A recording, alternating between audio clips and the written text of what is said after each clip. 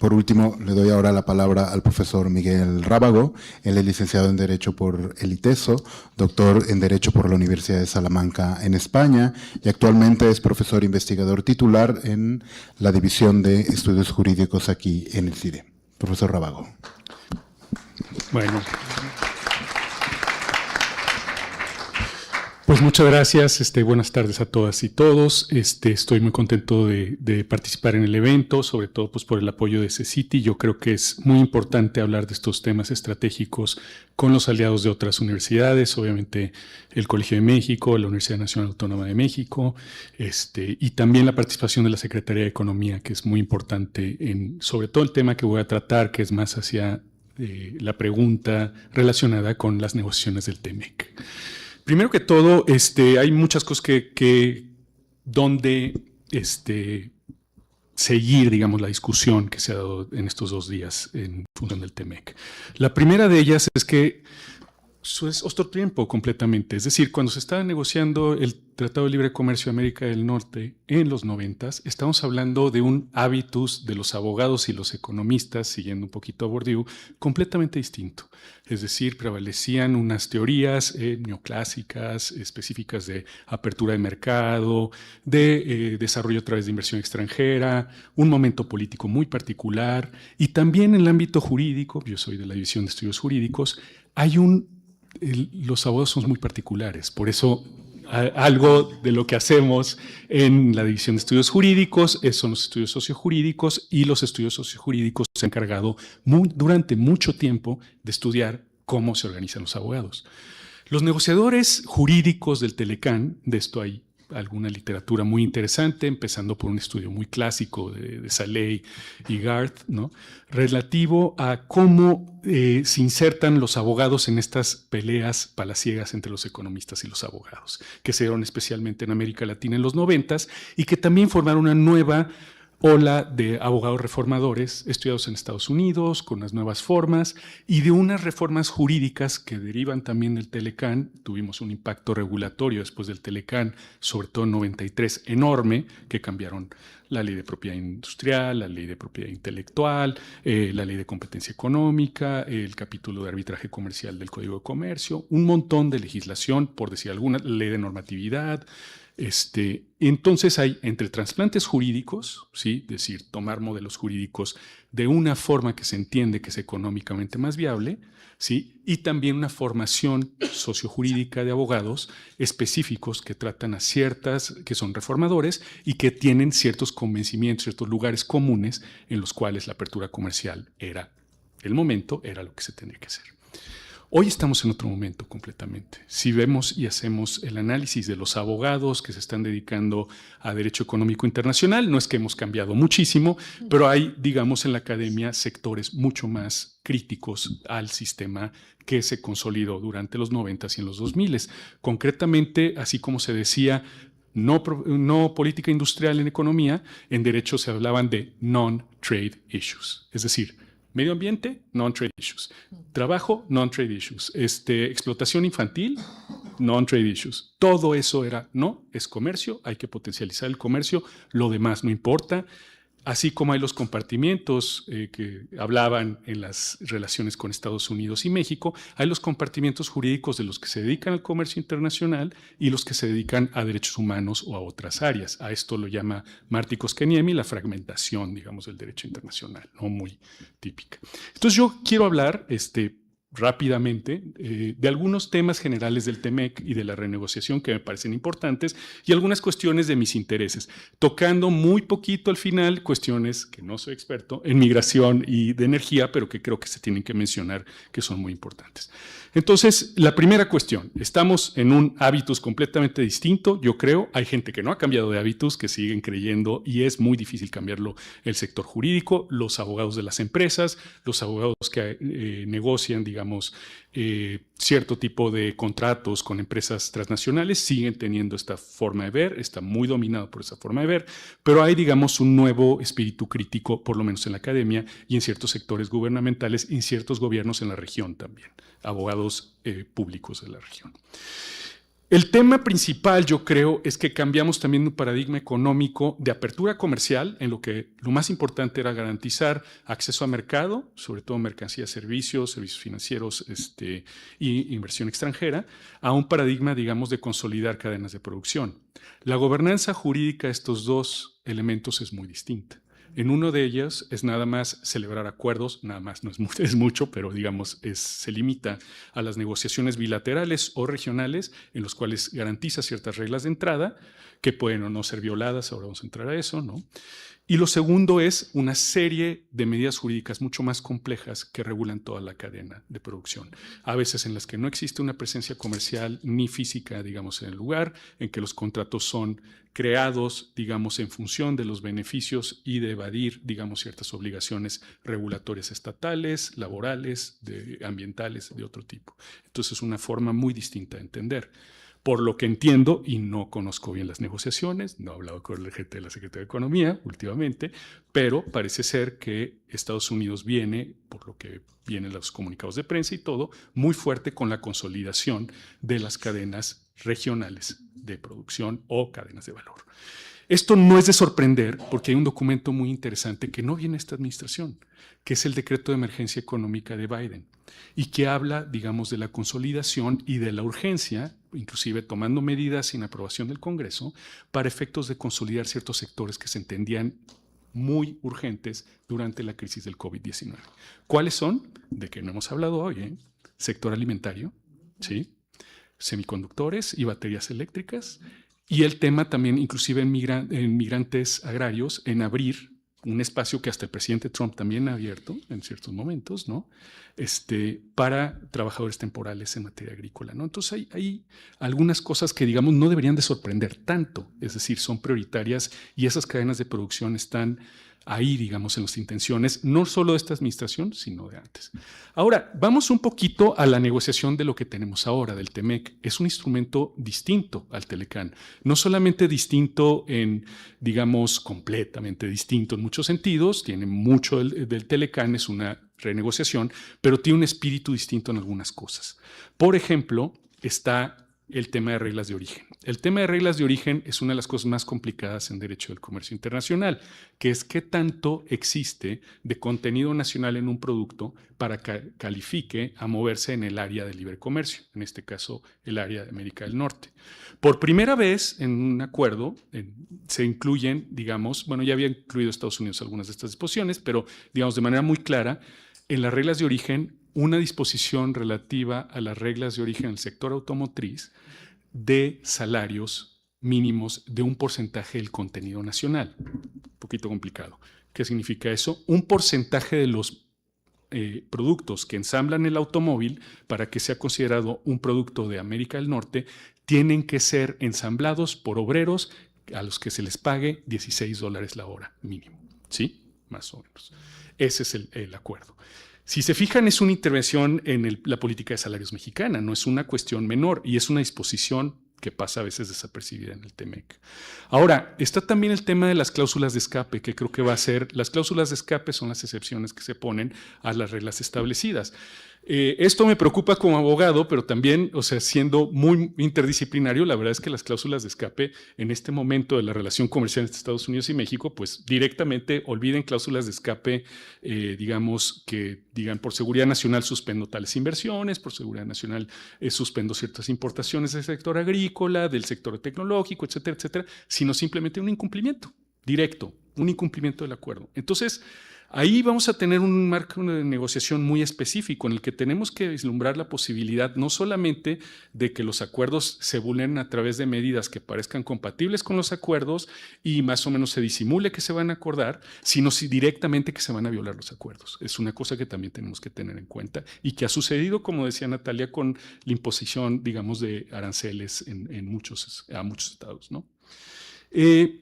Otra cuestión que también es muy importante, ahora voy a entrar ya más en el tema de inversión, hablamos mucho de política industrial, ¿sí?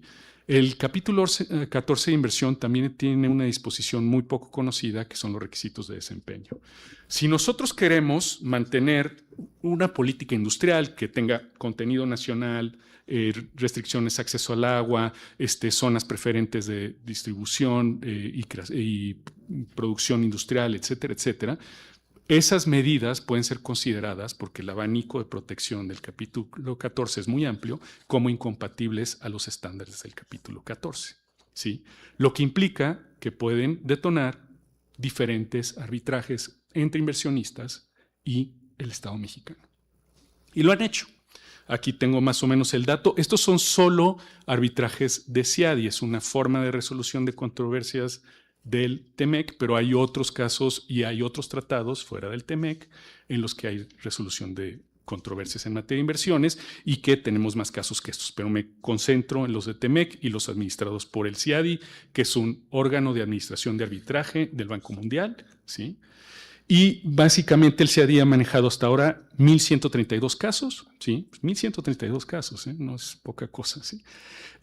Hay un incremento muy alto en los últimos años de los casos presentados. En caso de TEMEC, o sea, son 20, de Telecán son 54 en total, pero de esos 20 que hay de TEMEC, 16 son contra México, ¿sí? Del Telecán, de los 54 que hay, 34 son contra México. Y son de todo tipo de medidas regulatorias ambientales, medidas regulatorias relativas a desechos tóxicos, sector financiero, apuestas, recolección de basura en municipios, cosas muy importantes y de políticas públicas muy fundamentales para el Estado. Ahora, los dos puntos que hay sobre esto, digamos, son o el de sociedad civil y las personas que se oponen, digamos, en cierta medida, o que han sido víctimas o que han sido afectados por las inversiones de megaproyectos en ciertos lugares, por los indígenas, campesinos, etcétera, etcétera, que dicen el capítulo de inversión del TEMEC es la forma en que abogados básicamente planean muy ingeniosamente destruir el marco regulatorio del Estado. Así, ¿sí? Es una especie de seguro privado para inversionistas, porque como fue concebido el Telecán, inclusive la intención de una inversión es cubierta, las afectaciones a tus paquete accionario, digamos, en la bolsa de valores es una inversión, es decir, una definición muy amplia, ¿sí? Todos los sectores están incluidos, cada vez en TEMEC se restringieron más. O la otra visión que dice un poquito, que Fausto comentó en su presentación, es una forma de garantizar el sistema jurídico y la estabilidad jurídica. Sí, está bien que hay muchos cambios regulatorios, sí, está muy bien que la reforma judicial no cayó muy bien en muchos sectores, pero también, digamos, la capacidad regulatoria del Estado, sí, yo creo que yo tengo una posición intermedia, sí puede estar comprometida si no negociamos bien los diferentes espacios que tenemos que negociar en el 14. Con el caso que Canadá y Estados Unidos ya se salieron del sistema de resolución de controversias de inversiones en el TEMEC de inversionistas y Estado, sino que lo remiten a Estado-Estado. Ahora, esto que parece, bueno, pues vámonos Estado-Estado y es una cosa más política, tampoco es una solución tan clara, porque significa que tienes una combinación muy peligrosa de intereses entre empresarios y empresas estadounidenses y los intereses del Estado con un ejecutivo por lo menos impredecible en este momento. Y que también es un ejecutivo que viene del sector privado y que tiene unas relaciones muy particulares con el sector privado estadounidense. Entonces, también eso hay que considerarlo, creo. Bueno, hay otros casos. Vean también que del total de 74 casos que tiene, ya vémoslos en los acuerdos regionales, México solo tiene 8 casos bajo otros acuerdos de promoción y protección recíproca de inversiones, que tenemos decenas, ¿no? Entonces, vean lo importante que significa o la importancia que tiene, ¿no? Ahora, saltando un poquito al sector agrícola, yo diría que estos dos sectores, el sistema de resolución de controversias y los requisitos de desempeño, son dos factores muy importantes en la negociación del TEMEC. El segundo sector, que a mí es de interés personal, pero también me parece que no hemos hablado lo suficiente en este seminario sobre él, es el sector agrícola. Tenemos un problema, digamos, de presión hídrica. Vean el último reporte de la OCDE de de México es el estado del OCDE con mayor presión hídrica, con mayores afectaciones por cambio climático, posibles afectaciones por cambio climático. Entonces son dos cosas que no podemos negar. En sector agrícola, y voy cerrando un poquito, ¿no? Está el tema de soberanía alimentaria, pero también tenemos un caso, digamos, relativo a la ley de maíz genéticamente modificado y de glifosato, y tenemos muchas presiones, inclusive en las últimas visitas y en las reuniones previas entre el secretario de Economía y el US Trade Representative, el tema de glifosato y de maíz genéticamente modificado es un tema, ¿sí? Es un tema que trae alto en la agenda de la negociación y va a ser un tema que va a ser complejo en negociar. Y que también el gobierno federal tiene una agenda muy fuerte, digamos, en la creación, digamos, desde tortillerías, utilización de maíz criollo, cortar cadenas de producción en la Ciudad de México para tener acceso de maíz más cercano. Es decir, es un tema que se viene bastante fuerte, ¿sí? El tema del agua, Carlos lo mencionó, Heredia, es otro tema que no hemos mencionado lo suficiente. Y nada más les digo, ya entramos a esta negociación con un acuerdo de provisión de agua, digamos, en el acuerdo bilateral que tenemos de manejo de la cuenca fronteriza. Entonces, es decir, ya entramos con una negociación previa y ya entramos con unas cuotas de agua mayores en un momento de sequía. Estamos en una sequía exactamente en esa área, y con otra, que eso tiene que ver con energía, en una franja fronteriza de uso de agua, que sería el agua que utilizaríamos si hacemos fracking en la cuenca de Burgos, Tamaulipas. Es otra cosa que también hay que tener en cuenta, ¿sí?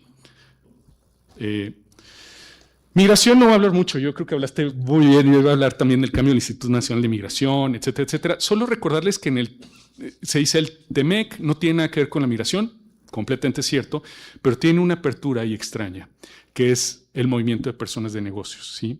Que tiene que ver, y si se fijan en Estados Unidos es un tema, es una parte de la ruptura que hay entre Trump y Elon Musk, fue el tema de visados para gente experta en el sector tecnológico, ¿sí?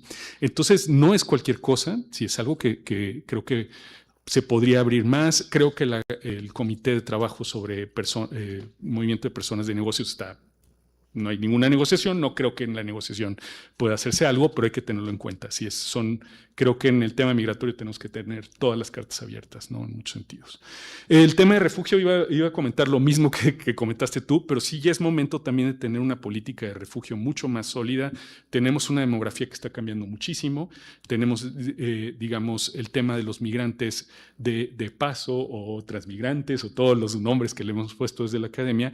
Ya es un tema también de seguridad social, de inclusión laboral, etcétera, etcétera. Y hay cosas que no estamos haciendo a niveles más pequeños.